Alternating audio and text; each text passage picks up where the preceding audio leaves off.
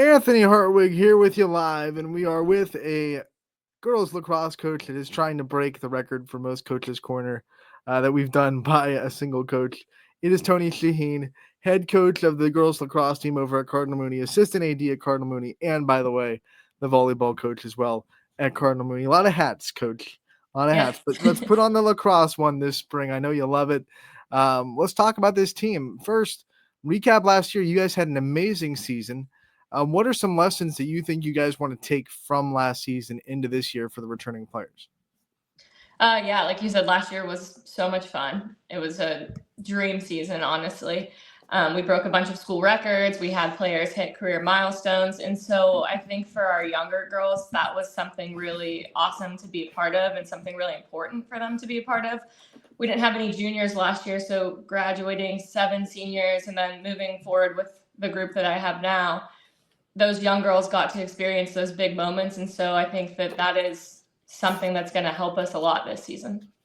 Yeah, I think a lot of people inside and outside the program last year kind of was a pleasant surprise. You probably thought you were a little bit ahead of schedule. So that being said, this year, what's it like coming into this year with, like you said, a lot of girls that got some experience last year and got their feet wet in the big stage? What's it like coming into this year now with all that experience?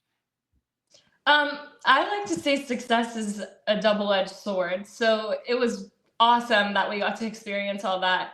But those seniors who led us to that point put in work for 3 years prior to that. We weren't always 15-3. We had a couple rocky seasons before that. And so I think these juniors now, looking at them to lead, since they got big moments and big minutes as sophomores, looking at them to lead and things aren't coming as easily, or we have like a younger group. And so we have to kind of go back and like teach things that they might feel like they already know. So they have to realize that it comes with patience, it comes with hard work, and there's going to be times where we're going to be down a little bit, but they have been there. They know what it takes to lead. They had great leaders before them. So it's just kind of getting them to grow into that. Let's meet this team and go through the roster, the big names that are going to be impactful for your team this year. And I'm sure there are some new faces as well that we need to know before the season starts. Yeah, so we have 22 girls on the roster this year, and 14 of them are underclassmen. So we are definitely loaded with some young talent. I have 2 seniors this year. Both are brand new. One's going to be our goalie. She was our soccer goalie, Liv Hunt. Another one, her name is Dinessa. She's going to be playing defense for us. The names that I think you'll hear a lot are going to be the junior class. Natalie Blasco, Sophia Rotuno, Frankie Cassis, they're all back as midfielders this year. Molly Simons, Lexi Italiano are going to be leading us offensively. And then we have one more junior, Fotini Pisanius, who is going to be on the defensive side of things. I have 8 sophomores that I'm really excited about that I feel like could really break through this year. One is a transfer from Poland. Her name's Leah Hudak. She played soccer. She's a phenomenal athlete. You'll see her taking our draw control for us a lot this year. Brooke Camel, back on offense. I'm expecting a big year from her. Lainey Hunt, Ava Marshall, Kaylin Rudinsky, Ava Weeks, they'll all be playing defense for us. And then I have 2 who will be getting some offensive time, Stella Sardich and Gabby Hardaway. And then we have 6 freshmen, I believe.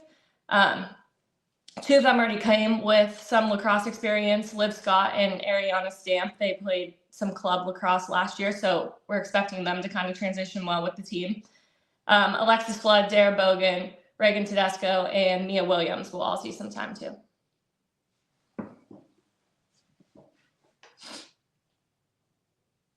When you go down that roster, one of the things I notice is, like you said, a lot of youth, a lot of underclassmen, which means the excitement for lacrosse keeps growing in the community and inside the school system.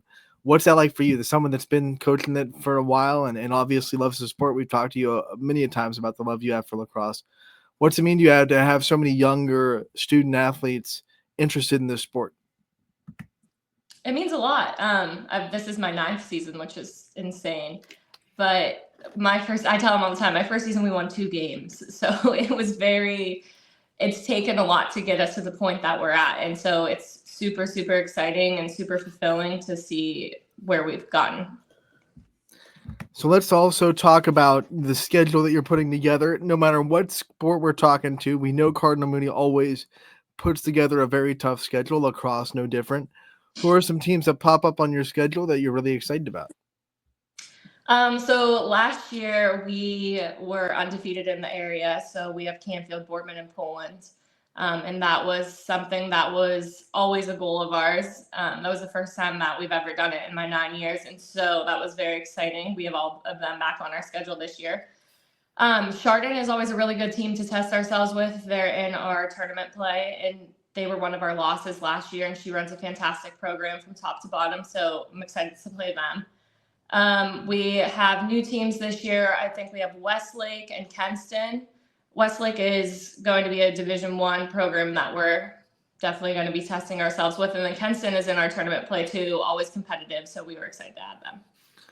All right, let's also talk about preparing for that tournament that you just talked about. Chardon's going to be in there. A lot of other teams are going to be in your tournament play. What's it like going through a season, navigating it with trying to keep everyone confident, but also realizing that there are going to be tough games that prepare you for tournament play? And if you have to take those bumps and that adversity, that's something you have to take, but also staying confident. How do you kind of walk that line? I think we just try to give them as much reassurance as we possibly can. Our program is still newer compared to a lot of these. We don't have a middle school program. And so these girls are picking up a stick for the first time. And so just competing with these teams, we always try to reassure them, like, okay, these girls have been playing since third grade and you've been playing for 3 minutes. So this is fantastic that you're scoring a goal, or this is fantastic that you can drive on this player. And so that is big for us, but also I stack the schedule with pretty much everyone that's in our tournament. So there's not a whole lot of shocks when it comes to it.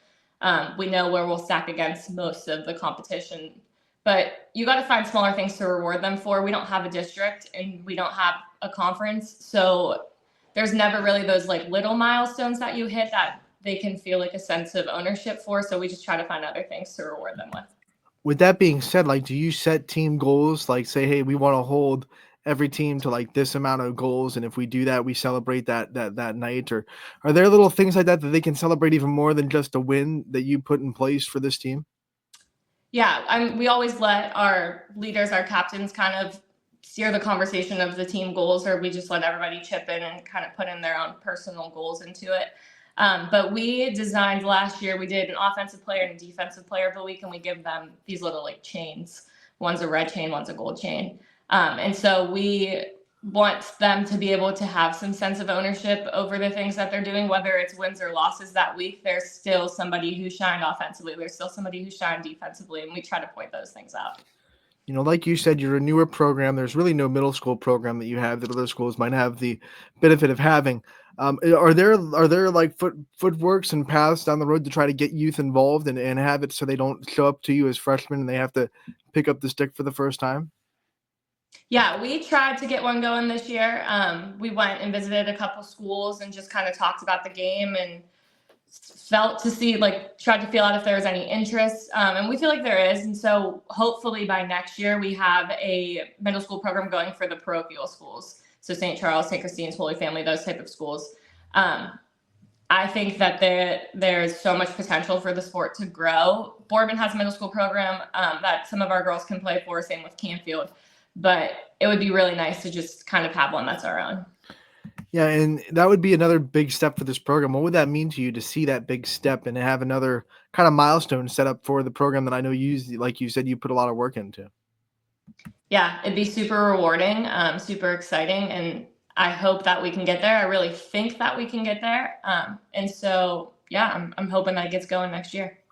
We know that you also don't do it by yourself. You have a lot of people, whether it be staff members or administration members or just people in the community that help you kind of do everything in this program.